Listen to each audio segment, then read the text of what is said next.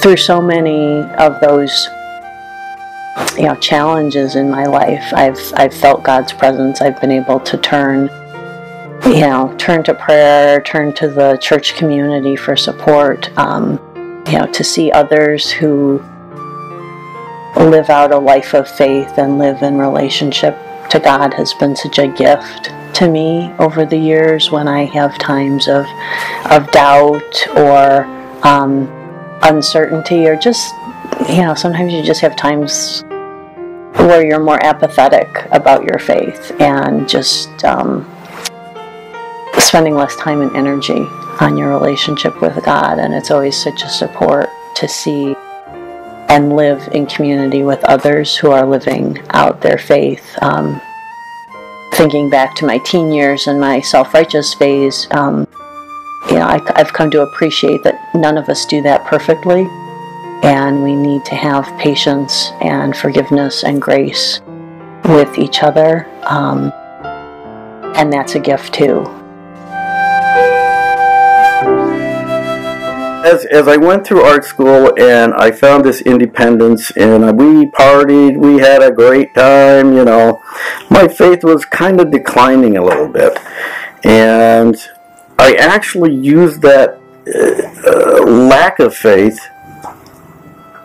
in later years talking to the youth and telling them, if you get involved in anything, don't let it get too far out of control. Because God is the one that is ultimately what you need to focus on. Not these toys, not these drugs, not these other things that the world says, yeah, it's okay to do. It's really cool. You can do this. Anytime I found myself involved in that, God was not a part of my life. And I was lost. Anytime in my journey that God wasn't there, I felt a huge empty void. And until I could make myself realize that, and make myself turn around and go back and say, sorry, can we have a do-over? I would go back to church again, and I found that emptiness filled up. Just by participating and sharing my faith with the people at church.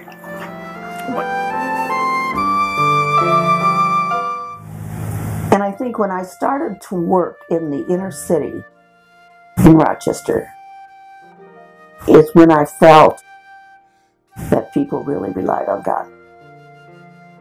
You're working in a secular culture. Our CEO was an atheist, so you're kind of underground with your faith. But I saw more evidence of people relying on God. I had an exercise class on the corner of Genesee and Clarissa at the time. They always started with prayer. And they said, well, would you pray? I said, sure. And you always prayed for the people who were looking for work so that they would have enough to eat. And the prayers were genuine. And I think that had more of effect on me than anything of where I am, and probably where I am today, of working with people that are underserved. It sometimes bothers me that the inequity of things.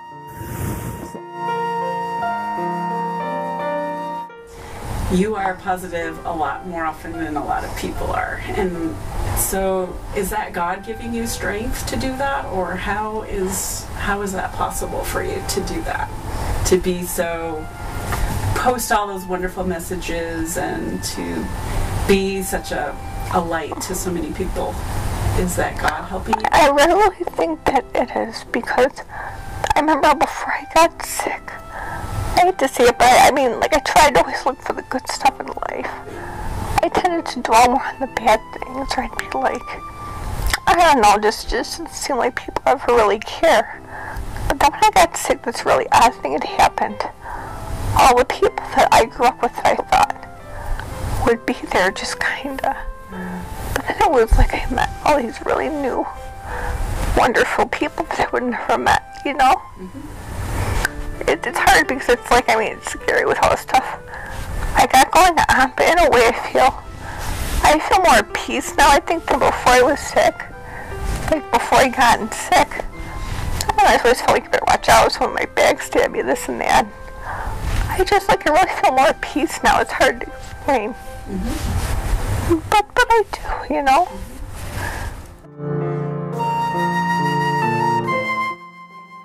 And what was really great that really happened to me was on Tuesday night, we wandered into this small group that was studying the Bible and other things. And what I liked about them the first time I was in there, they were studying this guy who had put out this DVD, and no one liked him. And so we spent most of the time in the hour criticizing him, which was great. I thought that was so humorous that, here we are studying, and here's this guy that, have a big church somewhere, makes these DVDs, and no one liked them. But they all said why they didn't like him.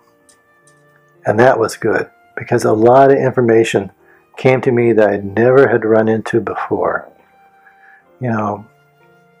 Just who is this Holy Spirit that's out there? Gift of grace, faith. Those are things that I had heard tons of times in, Baptist churches, Lutheran churches, Methodist churches, Presbyterian churches. And in this church, they didn't really stick with me until we got into a small group, because I could hear these things.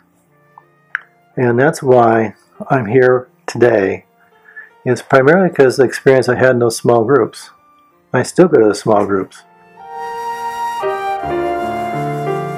We did eventually move to New York, and at some point started coming to Messiah, and have really grown our faith here. What we've learned by joining the small groups here is that a lot of people have the same kind of struggles that we have. And in the small groups, it's been amazing to share those kind of struggles and find out how other people handle them. It's amazing what you can learn if you're just willing to share and open up your ears to hear how other people are handling things with Christ's help. And for me, that's made all the difference. We've learned that it's really a faith journey, and that it's not about a destination with your faith. It's really about the journey itself. So some days there are big obstacles in the road, and it seems like you just can't get through them. And on other days, you have a much smoother sailing experience. But the one thing I do know is that while I'm on the journey, I'm not alone. And that if you don't open up your heart to God and the believers around you supporting you, that you will truly be alone.